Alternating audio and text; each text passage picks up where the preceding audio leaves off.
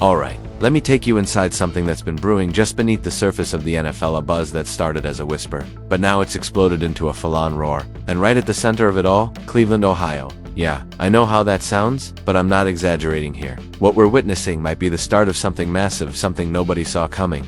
But now it's unfolding right in front of us. If you've been paying any attention, if you've caught even a glimpse on Twitter, heard a quick mention on the radio, or maybe stumbled across some leaked minicamp footage, then you probably felt it too. That shift, that jolt, and it's all circling around one name: Shedeur Sanders. That's right, Shedeur Sanders, the rookie, the 5th round pick, Deion Sanders' son. Most folks thought he'd just quietly sit back, learn the ropes, carry a clipboard, and maybe fight for a backup job someday. That was the plan. That's what the depth chart told us. That's what all the analysts predicted. But he clearly didn't get that memo, because whatever script he was supposed to follow, he's tossing it right out the window and writing a brand new one in Cleveland Browns camp.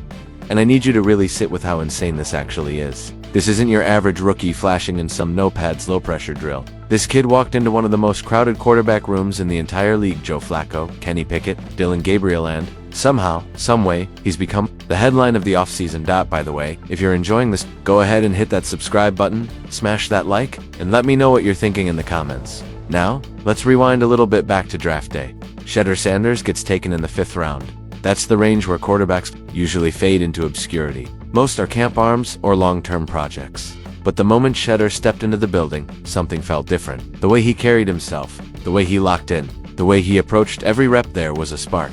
And this isn't just media hype. I've been listening, connecting dots, digging into what's actually being said behind the scenes. And from what I'm hearing inside that building, the staff is blown away. One coach flat out told me he processes the playbook faster than any rookie I've ever worked with. Another said he sees it on the whiteboard, walks through it once, and then goes out there and executes it like he's been doing it for years. That's not just talent, that's next-level football IQ. And that's how you climb the depth chart when nobody expects you to. Now let's talk about the moment that changed everything. Minicamp, full speed. High stakes, move the ball. Drills. Normally, that's a two-man show for the top QBS. But this time, Shedeur stepped in ahead of Dillon Gabriel. No fanfare, no public statement. Just a quiet, deliberate move by the coaching staff. And he delivered. This wasn't a good for a rookie kinda showing. This was command, poise, confidence. He took the huddle like it was his team, ripped balls over the middle, anticipated tight windows, and stretched the field. One of the coaches even told me that wasn't a lucky drive. That was a message. Remember, this is the same Shedeur Sanders who got sacked over 90 times at Colorado and still managed to complete over 71% of his passes, 74% last year alone. That's not just impressive, that's absurd. Most guys get rattled under that kind of pressure, their mechanics fall apart, their confidence crumbles. But Shedeur, he stood in the fire and kept delivering. And now he's got a real offensive line in front of him. He's surrounded by NFL talent and he's thriving. I've watched every clip I could find. I've scoured every leak. And the word I keep coming back to: precision. These aren't lucky completions. These are NFL throws, sideline fades, timing passes over linebackers, laser beams in tight red zone windows. And it's not just me noticing. Camp reporters are saying he's making fewer mistakes than anyone else in the room. And let's be real, this quarterback competition is wide open. No disrespect to Pickett or Flacco, but there's no established superstar here. The door is cracked wide, and Shedeur Sanders is pushing it open. Now look, I know some of you are probably saying, chill, it's early, and you're not wrong. No pads yet, no preseason. But you don't need game day fireworks to recognize when something special is happening. When a rookie shows up and starts making real noise this early, that's not smoke, that's fire. And everyone in that building knows it, the staff, the front office, and yeah, even the veterans, especially the other quarterbacks in that room. They feel it, because this isn't just about arm strength. This is about leadership, charisma, mental sharpness, and poise under pressure. It's about Shedeur stepping into that spotlight and handling it like he's been here before. So what does all of this mean? It means we have a real quarterback battle on our hands. And the guy no one expected to contend, he might just be the one leading this franchise. I'm watching every snap, every throw, every decision. Because if this keeps up, we might be witnessing one of the greatest draft steals in recent NFL memory. Now, if you haven't already, go ahead and hit that subscribe button, drop a like, and share your thoughts in the comments. Your support keeps this channel going. Let's pivot for a moment and talk about what it really means if Kenny Pickett is the Week 1 starter. This isn't just about football, it's about survival. If Kevin Stefanski goes with Pickett, he's telling us everything we need to know, that his job is on the line right now, that every game could be his last. Pickett's not flashy, but he's safe. He knows how to manage a game, and that's what coaches turn to when the pressure's coming down from ownership and fans alike. But if Stefanski puts Shedeur out there in week 1, that says something totally different.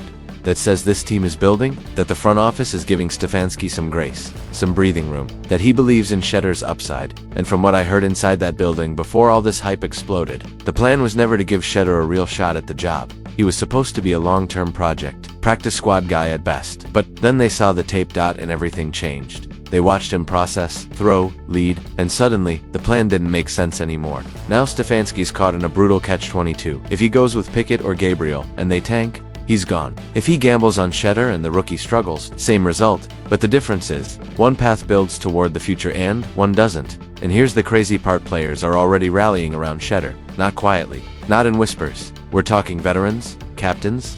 Myles Garrett himself went on record saying, Shedeur shows up every day with a smile and energy that inspires those around him. That's not just a compliment, that's a cultural shift. That's your locker room choosing a side. And then the coaching staff handed him first-team reps not as a gesture, but as a test. And so far, he's passing, maybe even aceing it. If I'm Stefanski, the only reason I start Flacco or Pickett is if I'm in full-blown damage control mode. Because let's be honest, if this team starts the season with one of the vets and stumbles out the gate, Stefanski and Andrew Berry are probably gone. That's the nature of the business. And that long-term plan, it's already unraveling. Shedeur wasn't supposed to be ready, but the film doesn't lie. The reads, the timing, the anticipation, it all lines up. And now the decision makers are asking themselves, did we just stumble onto something we can't ignore? Now, before I wrap this up, let me just say Shedeur's not the only one making noise out there. Quinton Judkins is slicing through defenses like he's been in the league for years. That burst, that vision, it's next level. He looks ready. And with Cleveland's running back room still a question mark, Judkins could be a feature back faster than anyone expected. Then there's Carson Swessinger, rookie linebacker, quietly becoming a leader in Maki, and Jordan Hicks won't stop talking about the kid's instincts, his awareness, the way he reads the field. They're already calling him a potential green future defensive play caller. Watch that space. And Jerry Jeudy. He's looking like WR1 without even trying. The chemistry with Flacco is real. The roots are sharp. The timing's clean. With Elijah Moore no longer in the picture, Jeudy is seizing his moment. But of course, not everyone is rising. Deontay Hardy no-show at OTAs. And for a journeyman, that's dangerous. New team, new system, you can't afford to miss those reps. And then there's the Deshaun Watson situation.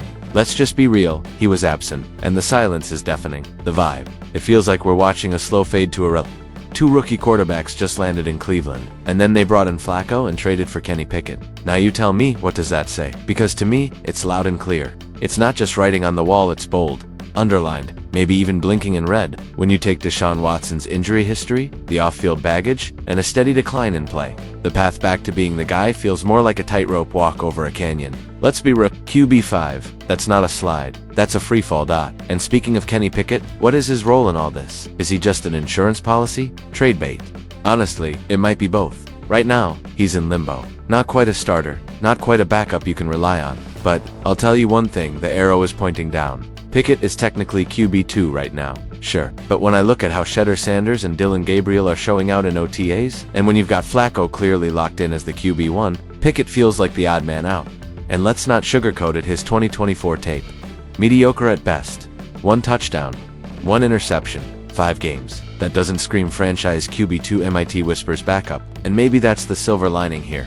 If Pickett can't climb the depth chart, maybe the Browns can get some value back for him. Ship him off for a 5th or 6th. That might be the smartest move for everyone involved. But hold up, don't get too comfortable, because we're just scratching the surface here. That was wave 1 of the seismic shakeups coming out of OT. These are names you've got to keep on your radar. Futures may already be written. And yet, we're only halfway through this thing. The second half? It's gonna cut even deeper into what the 2025 Browns are shaping up to be. Because if you're paying attention, these OTAs weren't just a casual run-through. They gave us real clarity. We're starting to see the shape of what's coming. And Browns fans, let me tell you, this team is standing at a crossroads. Every position group is being redefined. Coaching staff is showing zero hesitation. They're handing out legit reps to rookies. They're testing the vets. And they're making it clear, reputation doesn't mean a thing anymore. It's perform or pack.